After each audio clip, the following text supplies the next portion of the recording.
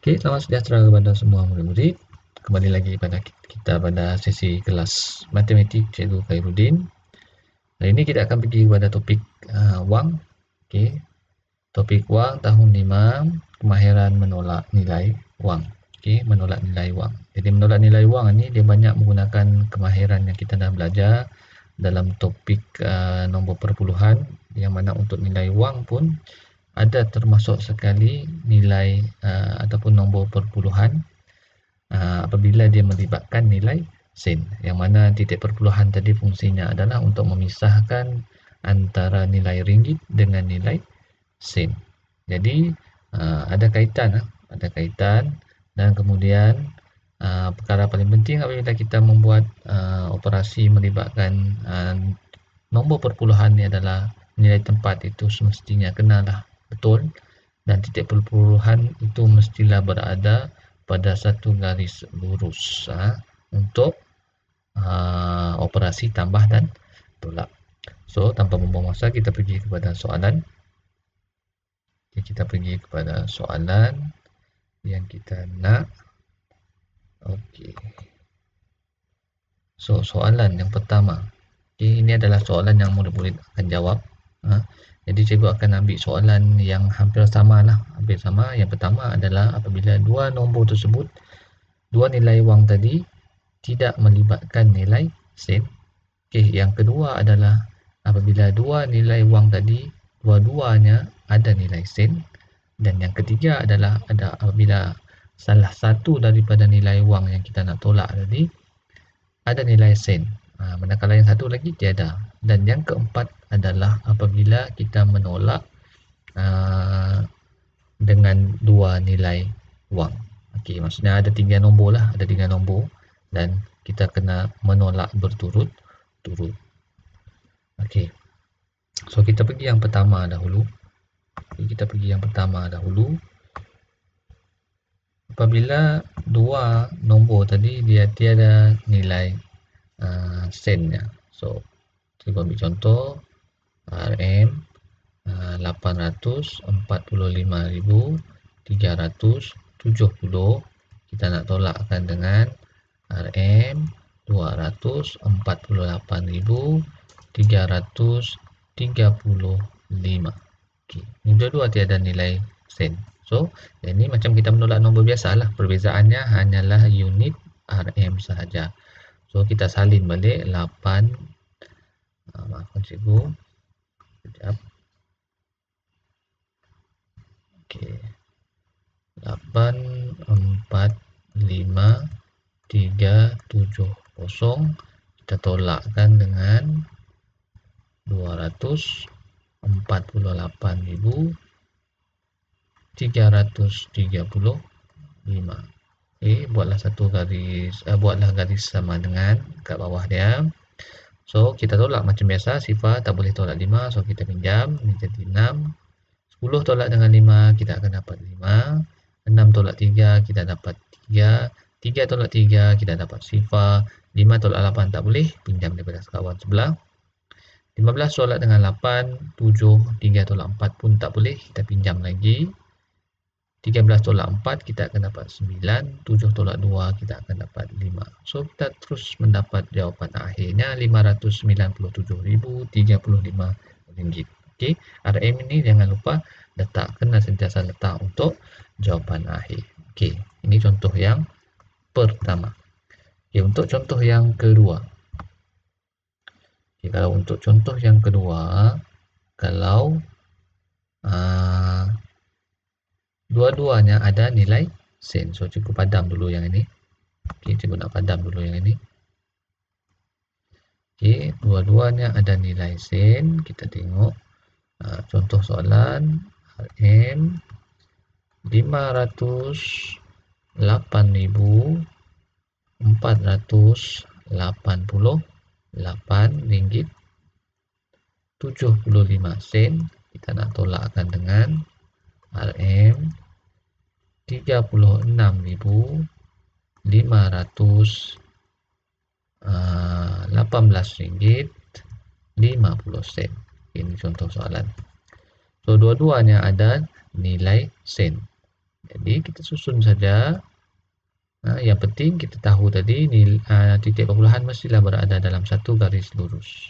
So 5,04888.75. Kita tolakkan dengan RM yang ini 36. So 365118.50.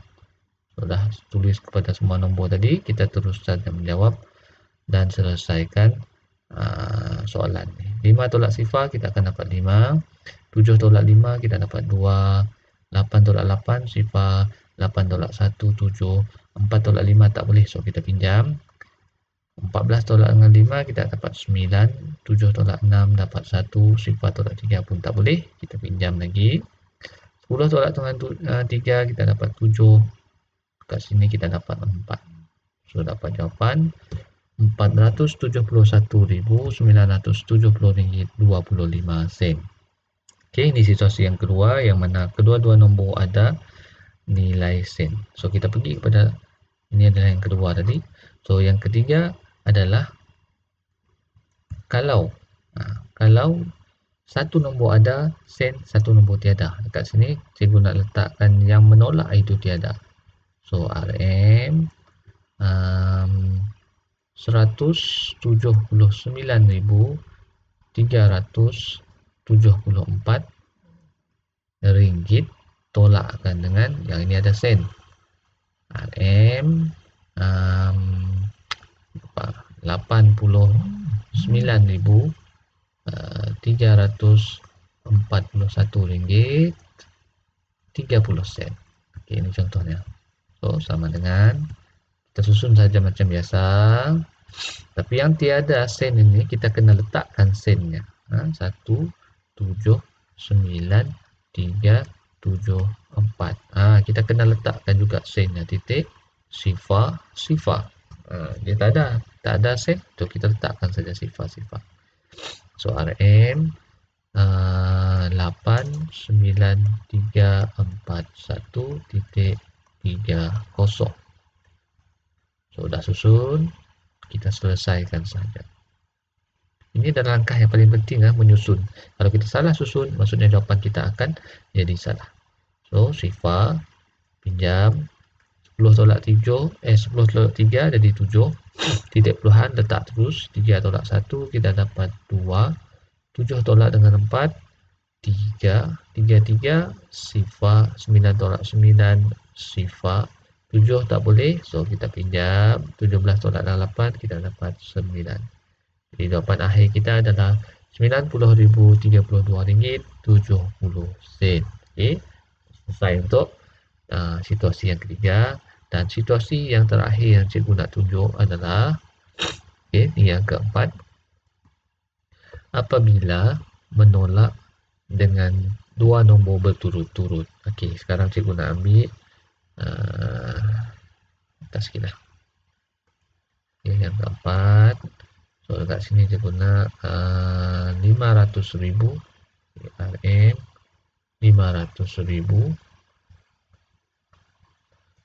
tolakkan dengan RM 5,350 ringgit 50 sen.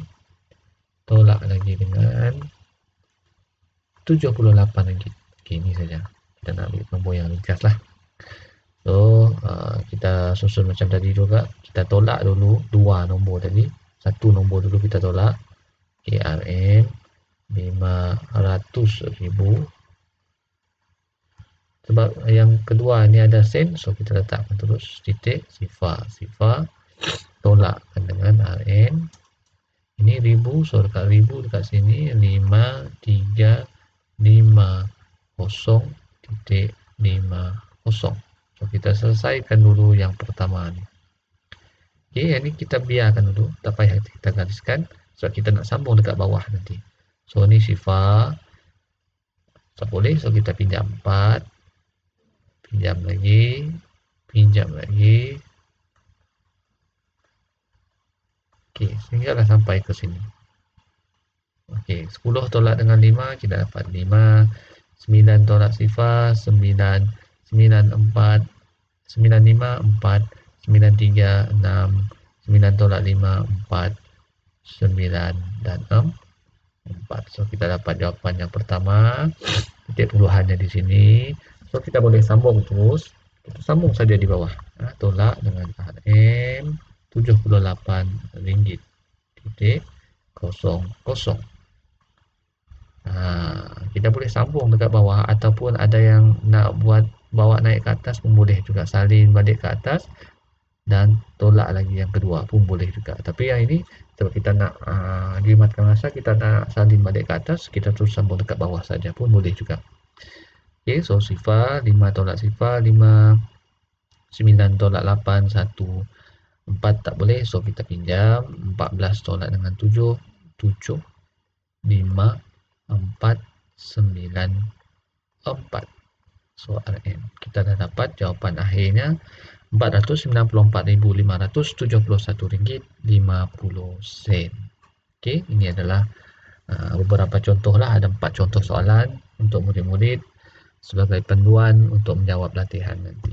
Okey, jadi cikgu rasa itu sahaja daripada cikgu. Sekian saja dan selamat menjawab latihan. Terima kasih semua.